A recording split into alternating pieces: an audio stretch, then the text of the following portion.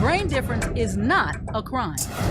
Mental health isn't just your problem. It's our problem. And now, Mental Health Mondays with Marla and Dave. Welcome to Mental Health Mondays. I'm Marla. And I'm Dave. And we are so excited about our guest today. Man, you guys are in for a massive treat. But before we tell you about our guest, I want to remind you to stop by lovingbyondreason.org or NAMI San Fernando Valley's homepage. Click on the Mental Health Mondays tab and support Mental Health Mondays. We want to keep bringing you interesting and educational and informative shows every week. Oh, man, but I told you that you're in store for a treat. In the world of music, the incomparable Lalah Hathaway is a five-time Grammy winner and an 11-time nominee, and the daughter of the legendary and beloved vocalist Donny Hathaway. At the tender age of 10, she lost her father to mental illness, and today she speaks about breaking the silence and erasing the stigma surrounding mental illness, or brain difference as we like to refer to it. When we come back, our guest will be Lalah Hathaway, the voice.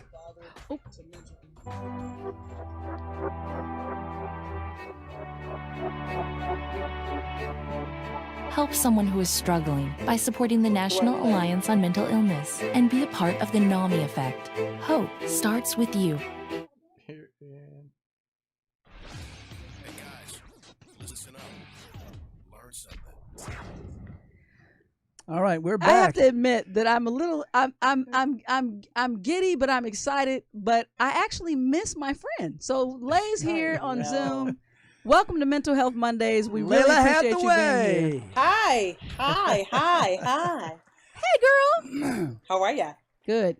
So you guys, we have to let you in on a little secret. Layla's one of our great friends. We've been friends for a long time. Matter of fact, we have to apologize to Lalah, like we always do in moments like these, for Marla actually breaking her ankle, which was really the beginning of our friendship. I'm gonna have to go to therapy because I decided that I have worked a very long time to put this in the back behind you, right? Put it behind you. Yeah, and look, and you know, every time I see you on stage barefoot, I feel responsible. Quickly tell the story, Marla. Quickly tell the story. The story is that in the very beginning of our relationship, Lalah was in the studio collaborating with Take Six, and they were doing Someday They'll All Be Free. Lalah said, "Oh, what are you guys going to do later?" And Dave's like, "Oh, my wife loves to play tennis." Layla's like, "Oh, I used to play tennis in high school." And they came out. She was like, "Do you mind?" And I would love to come. Dave's like, "The more the merrier." We're completely open.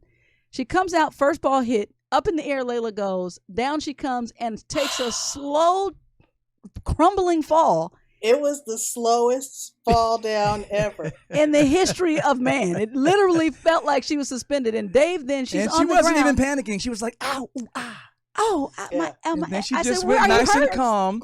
So we were like, "Oh, don't worry about it. It's not that bad." And she's like, "No, you'll be okay." But this is Lalah. She said, "No, I think my ankle's broken." And Dave was like, "Your ankle can't be broken because if it was, you'd be sweating. You'd be a cold sweat." And then. Well, also, you'd be nauseous. At least you don't feel nauseous.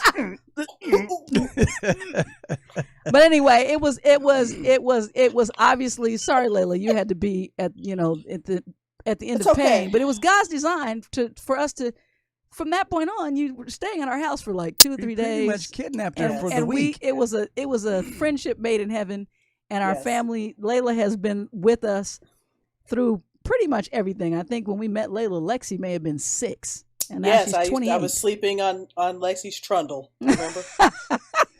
So anyway, it's one of the things that I find to be pretty amazing in the tapestry of life. When we met you and became very close friends, we had no idea that we would be on the journey that we ended up on with mental health. Yeah. But in our friendship, we've always had open conversations. Absolutely. And one of the things that we talked about was the unfortunate incident of what happened with your father. And I think I want to start by just kind of talking about that just a little bit, and from the position, from 2 different angles. One, the stigma and the silence that we almost seem honor bound to keep, more so in our community as African Americans. and then the whole world kind of watching, Mm-hmm. and then you being a child, The celebrity factor. before you even could plug into what it really meant about what his diagnosis was and what he went through and his struggle Yeah. that was very private, based on his persona that is literally the legendary anchor of music in our community, For a period R&B, in the yeah. world, Right. world. Let me say that.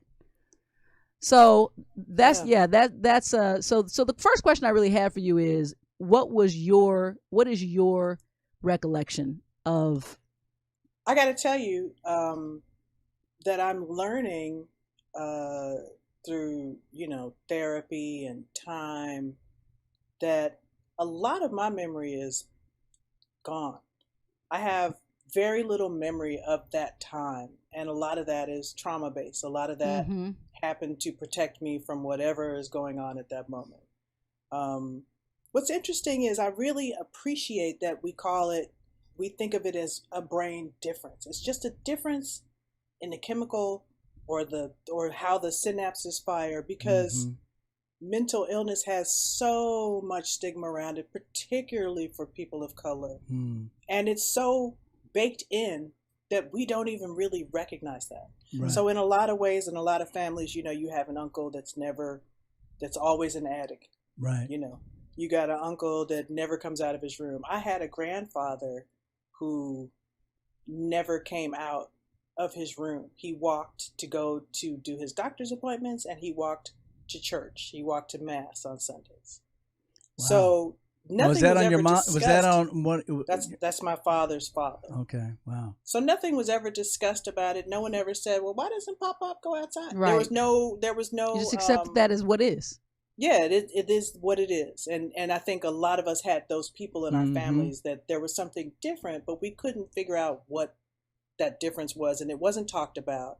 And even though no one told you don't talk about it, you knew that, well, that's just what that is, and we don't talk about it. Yeah, I have family members as well who literally, I've known them all my life. I didn't realize that the relationship that I was told that they had to the family was completely different than the reality of it. In other words, considered a sister, but in reality, it's a friend of a cousin, but just raised in the family because of a mental health issue that no one said anything about, and this person is just now living in this family. So and a lot of that kind of stuff used to happen, especially back in the day, for families of color, and I think that is a thing where, again, we just haven't really addressed it in the same way. For instance, when you said a drug addict, you have an uncle or a family member that's a drug addict, that's actually a mental illness as well. We understand that now. Those are things that we deal with, but that's not the way that we dealt with it. Right. Right. For sure. And a lot of people still don't deal with it like that. And until we get to a point in the world where, in the same way that you say, this girl has a broken ankle, she'll be sleeping on the trundle. you need to say this person has a different sense of self or a brain difference, and we need to treat them like they have an illness that we need to tend to. We may not be able to cure it, but we need to help them manage it, and that means that it's out in the open. Well, I have a question for you, Lay. Did your dad have an actual diagnosis? My father's actual diagnosis was paranoid schizophrenia.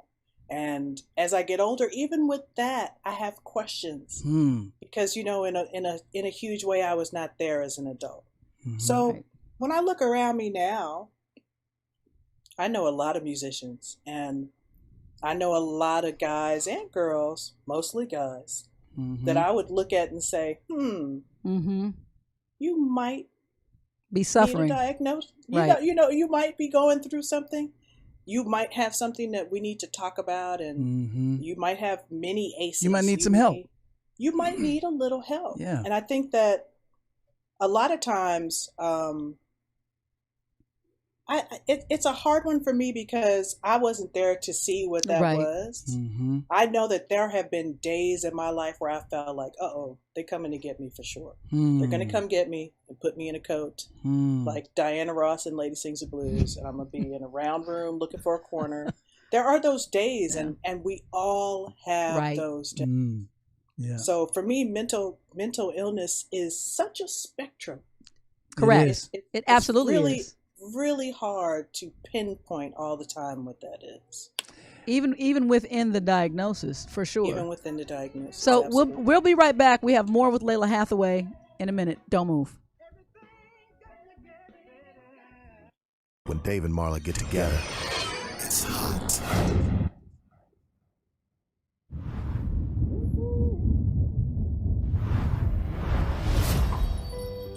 You may not realize it, but these words, often used to describe someone with a mental health condition, can be very harmful. In a country where 1 in 5 people are affected by a mental health condition, it's time for all of us to step up and change the conversation. Just because someone's struggle isn't obvious on the outside doesn't mean they aren't hurting on the inside.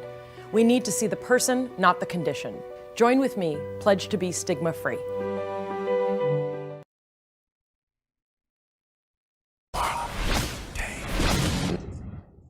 It's time for the Mental Health Minute with Marla and Dave.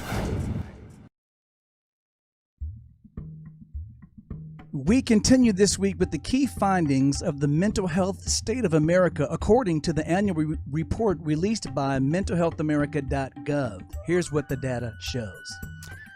There is still an unmet need for mental health treatment among youth and adults. 60% of youth with major depression did not receive any mental health treatment in 2017 and 18. Even in states with the greatest access, over 38% are not receiving the mental health services that they need. The percentage of adults with a mental health illness who are uninsured increased for the first time since the passage of the Affordable Care Act. Nationally, 10.8% are uninsured, totaling 5.1 million adults. This year's report includes a spotlight on the impact of COVID-19 on mental health. Here are the facts. The number of people looking for help with anxiety and depression has skyrocketed. From January to September in 2020, 315,220 people took the anxiety screen, a 93% increase over the 2019 total number of anxiety screens.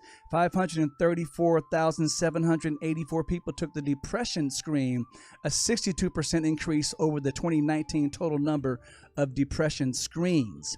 The number of people screening with moderate to severe symptoms of depression and anxiety has continued to increase throughout 2020 and remains higher than rates prior to COVID-19. Over 8 in 10 people who took a depression screen have scored with symptoms of moderate to severe depression consistently since the beginning of the pandemic in March 2020. Throughout the month, we'll continue to bring you the results of the report. This message is brought to you by Mental Health Mondays in conjunction with Loving Beyond Reason and NAMI San Fernando Valley. David is a thinker. I never do anything without thinking about it first.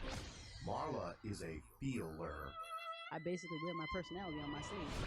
But when Marla and Dave get together, it's Can like you a guys see my match emails dancing that with a fire people hydrant. can't hear? Is it me? She's saying people can't.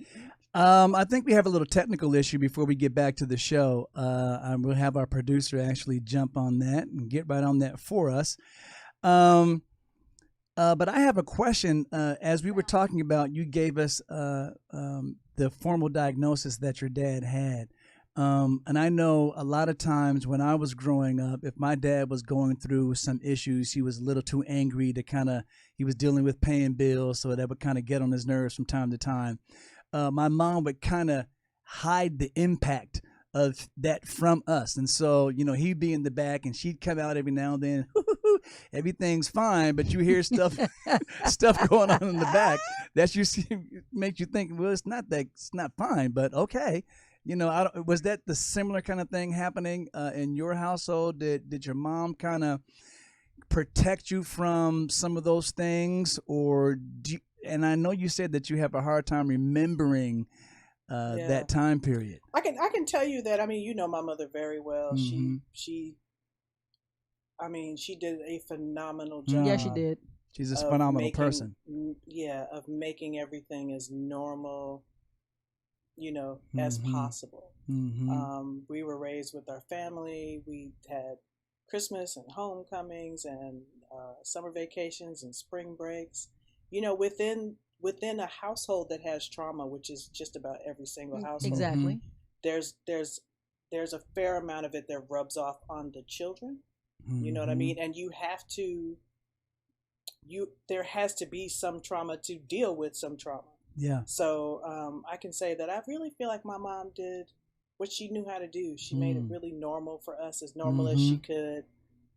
She did not grow up in a household where there was any like apparent mental illness. So I know that for her as a like a 23, 25, 30-year-old woman in this situation, that it was something, something that she didn't understand how to deal with. And she really tried to educate herself on how to deal with it. And one of the things that she always talks about is the fact that it's really hard to get help for people.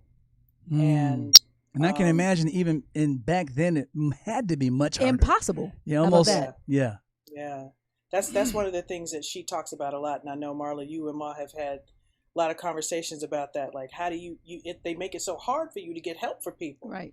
My hope is that is opening up. And I think there's a whole generation of kids now, particularly artists, that are talking about what they're going through. That are on their Instagram and on their Facebook. And it's not a small thing that they have a huge audience and they're able to say, I'm sad today. I don't feel right today. Do you feel like I feel? And I think that's so important.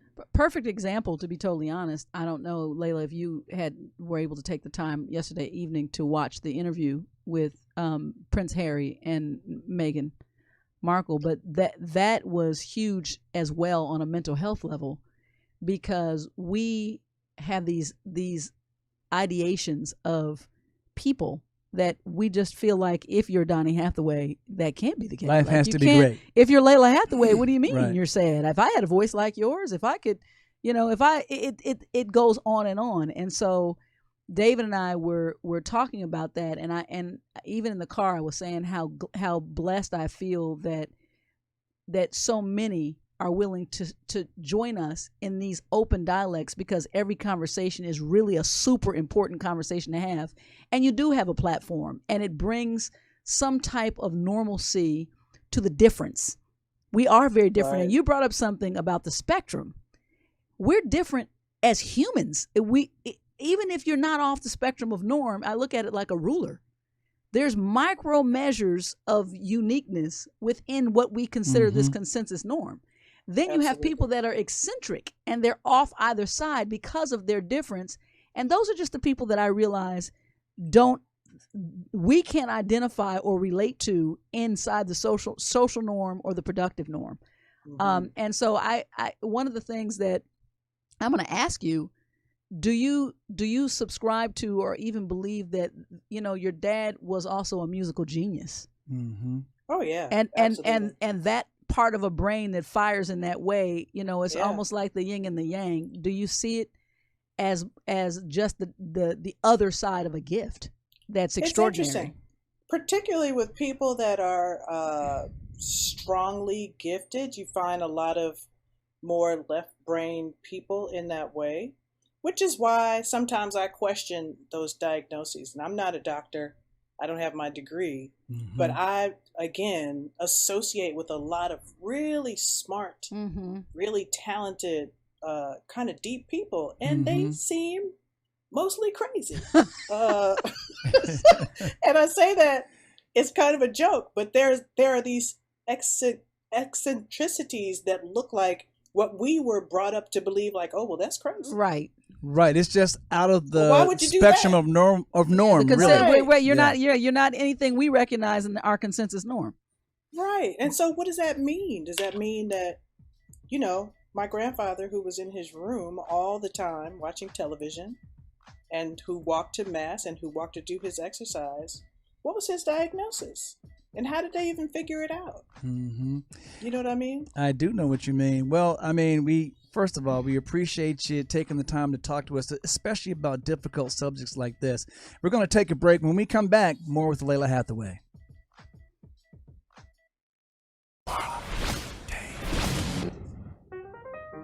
All right, you know what that fun music implies, Marla?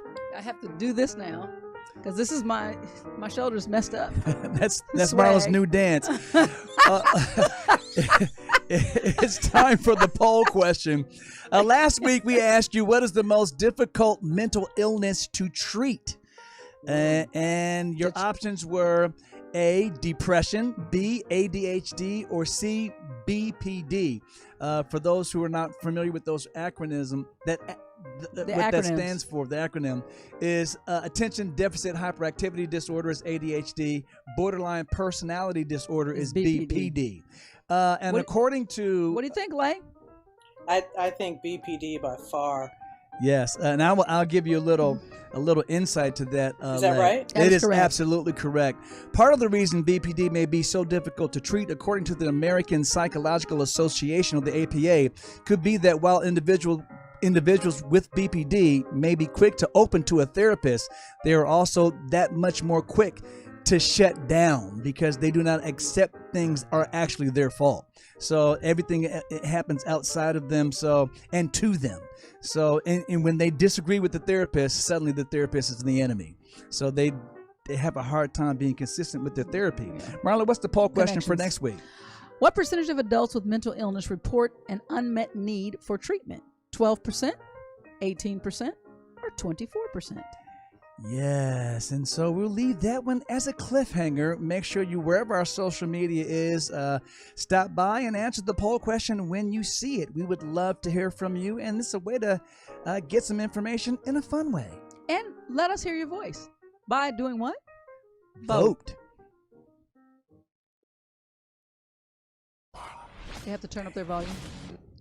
Right quick, for everybody who's trying to listen and they can't hear it, I would like to make a suggestion. Turn your volume up. That sounds simple, but we have from our producer, we checked, and it's you should be able to hear it. They're good. They're Turn good. up. Awesome. Awesome. You know what's really interesting about what you just said? About diagnoses that are hard to treat, and it makes me think about all the little children that have ever gotten spanked or punished for something that they couldn't even explain was happening. And that's on the spectrum of everything: autism, BPD, deafness. There's so many things. Yeah, as a matter of fact, I remember, now that you say that, Lalah, because our son actually has a diagnosis of schizoaffective disorder and bipolar 1. And because of that, we didn't realize that till much later. And had we understood at that level, we could have seen things happening a lot earlier. There was a time. And the same, honestly, to be truthful, that's not Monisa's diagnosis, but she also has mental health challenges and diagnoses on the table as well. And it was equal. And it was a learning process for us. And what you said, we would punish for things that we considered aberrant behavior. And had we known, a matter of fact, I apologized to Monique one time. I said, had I known, I would have never handled things that way. I would have never let you out of the room. That's it. You'd have been in there. I didn't say that, but I wouldn't have handled it that way. I'd have pushed your food under the door. No, I'm just kidding. Well, the good thing about it is we can laugh about such a serious subject. No, we're not. I mean, I'm that's just, I make general fodder just for a second. But the reality is what Layla's saying, we have experienced. And it is true. And it's only in retrospect when you look back and you're holding someone responsible for a behavior based on your trajectory and understanding. And that's the thing that so you almost have to forgive the parent and the parent's behavior. So this is my thing. This is what I'm saying right now. People of color, don't beat your kids. Don't do it. Just don't do it. Because there is a genetic trauma that we are all experiencing and that we will forever all experience. Don't beat your kids. Just try not to beat them. And you might learn something. And you know what's interesting? I'm going to add on to what Lay is saying, and I think we talked about this with a guest a few weeks ago. When you talk about the root of mental illness being trauma, every Black person has post-traumatic stress syndrome. Being born in this country, you've experienced trauma. Those that don't even know they have it. Exactly. Oh yeah. No, I could wow you with the stories of some of my spankings. Legendary. Same. Yeah, I mean, when I say legendary, if I were to say it out loud, people would look at my parents differently They would go back. Yeah. Exactly. Don't tell. Exactly. But what I will say is it's interesting that you kind of brought up the fact that a lot of creative people also seem to allow part of their creativity is to allow their mind to just go and explore places that most of us have governors. Most people would not go and explore. You don't have the option because your brain doesn't open like that. Because much like your father, our son DJ is, I say, writer. without exception, one of the greatest R&B writers, songwriters that I've ever encountered. Wow. That I've ever That's awesome. encountered. Yeah. That's awesome, Dave. I didn't know that. Oh my goodness, Lay, you will. But yeah, so I mean, and because of that, you know, I wonder, is there a way that we can better handle those types of situations? I have a bit of information that the two of you may not know that I'd like to share with Dave and Lalah. When someone displays the type of brain difference that Donnie was diagnosed with, that DJ has a similar diagnosis, in the Eastern countries, in some of them, they are considered gods. People flock to them, or in the diaspora for literally for advice, for healing. They literally are considered very differently than we do in the Western world. And I will say that in my journey, what I have to be honest and confess is there's a selfish intent as well in the healing, because I want you to operate within these norms. Yeah, for sure. Because I want you to be with me, and I can't relate out there. So so it's literally a responsible way to try to break through, really to contain, so we can all function and together. That's just a true confession. Well, here's another question for you, Lay. Have you ever talked with your sister about some of these issues? Oh yeah, we definitely have discussed it. It's interesting. Our points of view are the same but different. You know, you grow up in a house with somebody and you see things differently. I think that what's interesting is that my memory is so skewed because I have lost a lot of that time in my life before like age 12 or 13 because of all of that trauma. My sister happens to be the historian in our family, so she remembers everything. Wow. Man, so and I would assume that because of that, the way those experiences impacted you is slightly different as well. Yeah, I think so. I think I'm the first child. I think you know what I mean. There's a lot to do with birth order and what's happening at in the house at that time, and what our interests are. It's a whole lot, and I'm learning about it now, and it's fascinating. Well, we appreciate the fact that you're shared with us that you are dealing with this in a therapeutic scene as well. So because in our community as well, most of us have a negative view. The minute you say there, I'm not, and it's so necessary for us all. Absolutely. Layla's one of the greatest singers. She said that she studies with a vocal coach.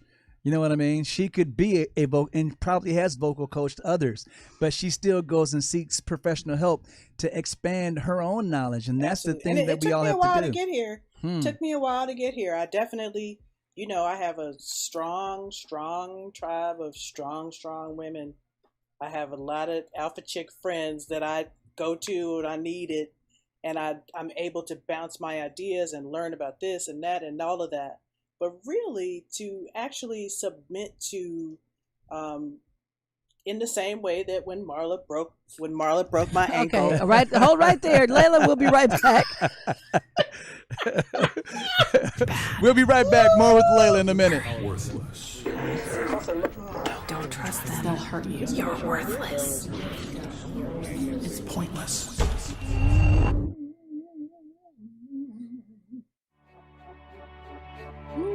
When the pain of schizophrenia meets hope, everything can change.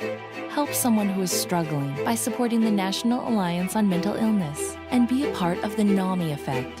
Hope starts with you. It's raw, real, and unfiltered. Time always flies when you're having this much fun. Lalah, we appreciate you and the efforts that you have helped us in breaking the silence and erasing the stigma that surrounds mental health, and being willing to talk openly about some really serious issues that you deal with, and to kind of normalize the need to seek help. I'm starting with my new therapist next week. And you are? Absolutely. Awesome. Absolutely. And I think Marla's trying to give us a hint that she is... I silenced myself, but I couldn't take it for long. So she I have to open up my speak hole. So I could, Lord. But Marla, tell us about the mask that you're wearing. Well, these masks this is Mask for Mental Health, and Layla's also been a recipient, and my mom custom makes each of these masks. But this one is special because it says, mask it or casket. So we encourage everybody to continue to stay safe. Wear your Where can I mask. get those? Because I got those for almost all my friends for Christmas, and they love them. LovingBeyondReason.org and hit the button that says Mask for the number 4 Mental Health. It's right there on the bar. Very Lalah, simple. before we leave, give us one nugget of encouragement when it comes to mental health and how music can literally help us get through some of those tough moments. Be gentle with yourself. I'm super hard on myself, and I think a lot of people are hard on themselves, but I have time in the day where I listen to music, and it is a healer. It is, again, like that best friend in the room. When I die, on the day I die, I'll have to say goodbye to music, just like all the rest of my friends. So find that music that soothes you and have a moment and just sit down and breathe and be gentle with yourself. I love it. We appreciate it. We love you, and we appreciate you hanging around. We'll see you. Layla's going to join us for 2 episodes, so we'll see you again next week. Bye, see you Layla. Guys later. See you next week. Layla, your doll needs clothes, sweetie. This is not what this show is. She likes to have no clothes on. I understand, Layla. She's not ready for her cameo appearance, though. She is. Look at her hair. This has been Mental Health Monday. See you guys next week. Bye.